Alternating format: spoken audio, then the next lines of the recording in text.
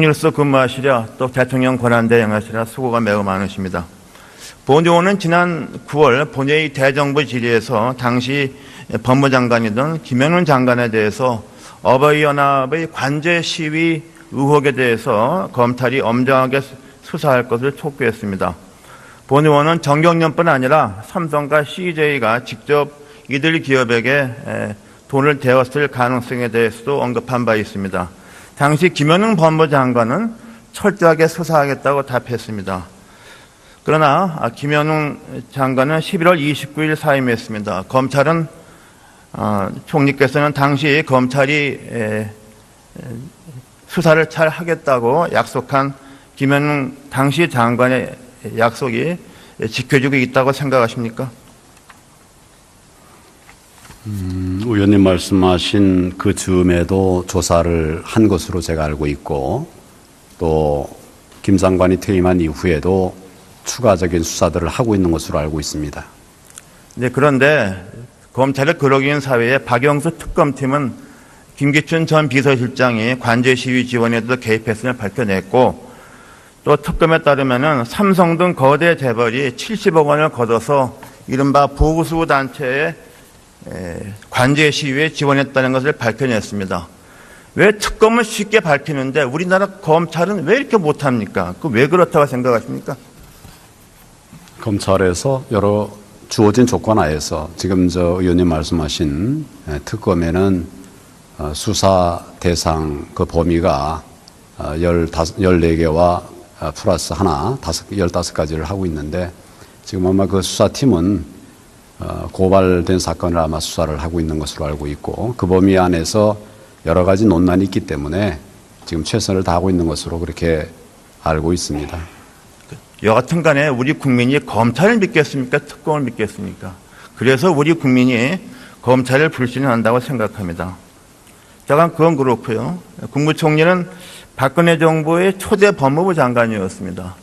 박근혜 정부는 매우 불행하게도 취임 초기부터 국정원 대선 개입 의혹에 시달렸습니다. 정부의 신뢰가 그때 추락했습니다. 당시 법무장관이던 총리는 수사를 지휘하는 특별팀에 대해서 압력을 가해서 그 수사를 미진하게 했다 또는 좌절시켰다는 그런 평가가 있습니다. 그런 평가에 약간이라도 동의하십니까? 지금 그 압력이라고 하는 것이 어떤 의미의 말씀이신지 한번 말씀해 주시면 제가 다시 설명을 드리겠습니다. 그러니까 통상적으로 생각해서 아마 수사팀에 대해서 좀 수사를 갖다가 더 이상 나가지 말라 그럴 수가 있지 않습니까? 미진한 부분은 보완해야 되지 않겠습니까? 의원님 지금 말씀하신 것처럼.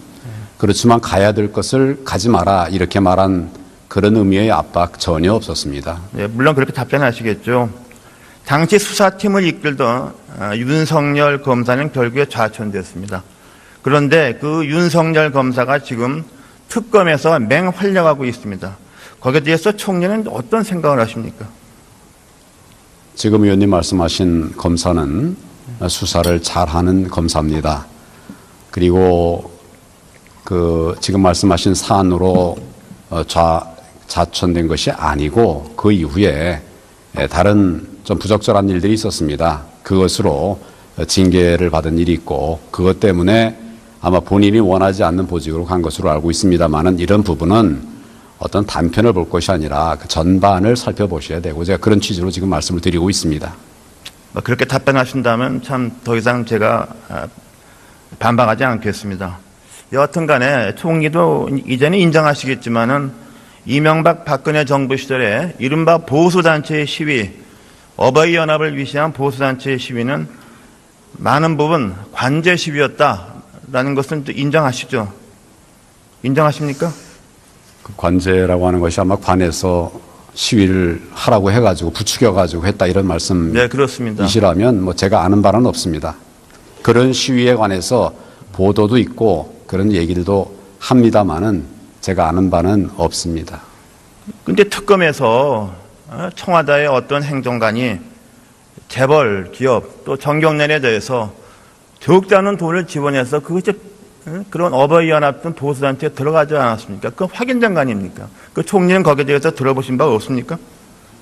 기본적으로 이제 관제 데모라고 하는 거는 관에서 어떤 그 집단이나 단체에 부당한 시위를 해라 해가지고 어떤 압력을 가해라 아마 이런 것이 관제 데모일 텐데 제가 아는 한은 그런 부분은 아는 바가 없고 아마 이제 뭐 다른 기업이나 회사에서 어떤 특정 단체를 지원했다고 한다면 뭐 그런 부분은 또 있을 수가 있겠죠. 그렇지만 그것이 부적절한 방법으로 불법적으로 됐는가에 관해서는 사안별로 판단해 봐야 된다고 생각합니다. 근데 총리께서 거기에 대해서 이렇게 그렇게 인식이 없다는 것은 정말 놀랐습니다. 지금 총리는 현재 주말에 열리는 태극기 시위는 어떻게 생각하십니까? 이것도 좀 관제 시위 의혹이 많이 있지 않습니까? 자발적인 시위를 보십니까? 어떻게 제가 보십니까? 전혀 알지 못하는 내용이고요. 그 부분에 관해서 많은 얘기들이 있는데 그거는 뭐 잘 실제가 뭔가 진상을 밝힌 다음에 판단할 일이라고 생각합니다. 거기에 대해서는 전혀 생각이 없으시군요. 제가 알지 못하는 내용을 말씀을 드릴 수는 없습니다. 상식적으로 생각해서 무슨 일당을 주고 동원한 인력이 저렇게 많을 수는 없지 않습니까? 어떻게 생각하십니까? 뭐 의원님 말씀같이 그럼 무슨 동원해 가지고 이렇게 하기가 쉽지 않은 규모의 많은 인원이 모이고 있습니다. 그런데 오늘 경향신문에 보면은 오늘 경향신문 특종입니다. 3월 1일 날 이른바 정부의 재정 지원을 받는 자유총연맹이 태극기 집회에 총 동원하라고 지시를 했다고 그랬습니다. 이런 것들을 보건대 지금도 관제 시위가 벌어지는 거 아닙니까? 이 상황이었을 말입니다. 어떻게 생각하십니까? 이 기사를 그 내용을 좀 부인하시겠습니까? 알아봐야 되겠습니다만은 기본적으로 다중이 모여서 집회 시위를 하는 것은 헌법에 보장되어 있는 부분이고 거기에 불법적인 요소가 있다고 하면 그 부분은 면밀하게 따져봐야 됩니다. 이 부분에 대해서 총리는 앞으로 어떤 지시를 하겠습니까? 자유총연맹의 지시에 대해서 정당합니까? 정당하지 않습니까? 어떻게 생각하십니까? 단체가 자기 그 구성원들하고 합의를 해서 어느 집회에 모이고 하는 것은 제가 알기로는 자유로 알고 있습니다. 그런데 그 부분에 말씀드린 것처럼 불법적인 부분이 있는지 이 부분은 별도로 판단해야 될 문제다. 이렇게 제가 알고 말씀드립니다. 있기로는 상식이 아닙니다. 자유총연맹은 정부의 지원을 받기 때문에 정치에서 정치에 개입하면 안 됩니다. 저 어떻게 총리가 그걸 모르십니까? 아니 그 부분이 아니고 어떤 일을 했는지에 관해서 불법적인 부분이 있는가를 따져봐야 된다는 말씀입니다. 지금 이 지시는 불법적인 거 아닙니까? 그것도 부인하십니까? 어떤 지시를 말씀하시는 3월 1일에 자유총연맹이 태극기 집회에 동원하라고 산하단체에 대해서 총동원령을 내린 것은 불법적인 게 아니냐 말이죠. 그런 것이 있었는지 한번 알아볼 필요가 있다고 네, 생각합니다. 그건 알아서 조치를 취하시길 바랍니다. 네. 지금 총리는 이른바 보수 진영의 대통령 후보로서 본인의 뜻과 무관하게 거론되고 있습니다.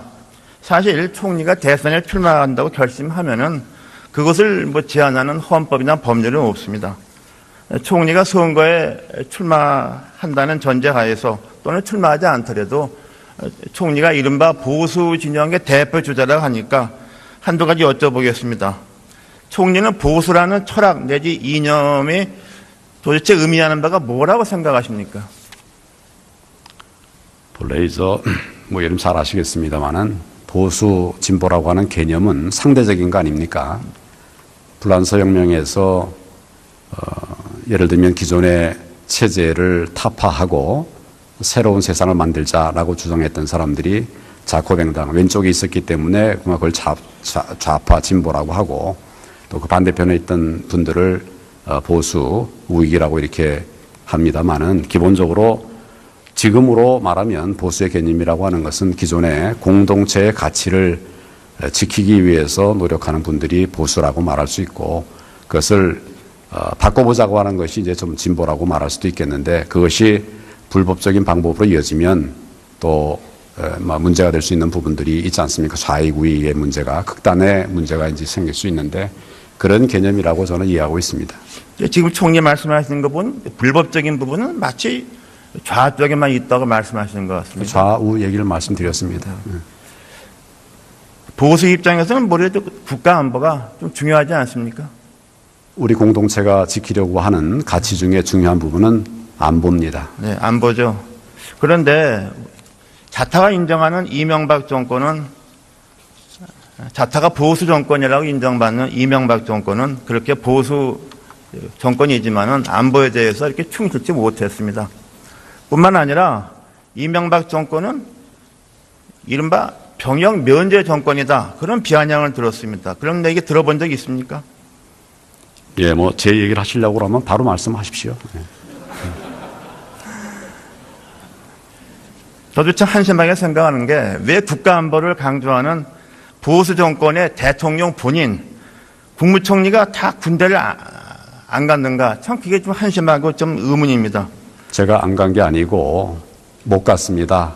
아파서 못 갔는데 아파서 못 간 것이 정말 죄라고 한다면 정말 안타까운 말씀입니다. 저는 네. 못 간 부분에 관해서 정말 부담감을 가지고 나라를 위해서 헌신하기 위한 다른 분보다 좀 더 헌신하기 위한 노력을 했다는 점을 말씀을 드립니다. 아무런 요즘 얘기하는 걱정하는 그런 대상이 될 수 있는 일들을 할 수도 없었고 할 수도 없는 그런 집안에서 제가 태어났고 지금까지 그럼에도 불구하고 나름의 부담을 가지고 나라를 위해서 애써왔다는 점을 이해해 주시기를 바랍니다.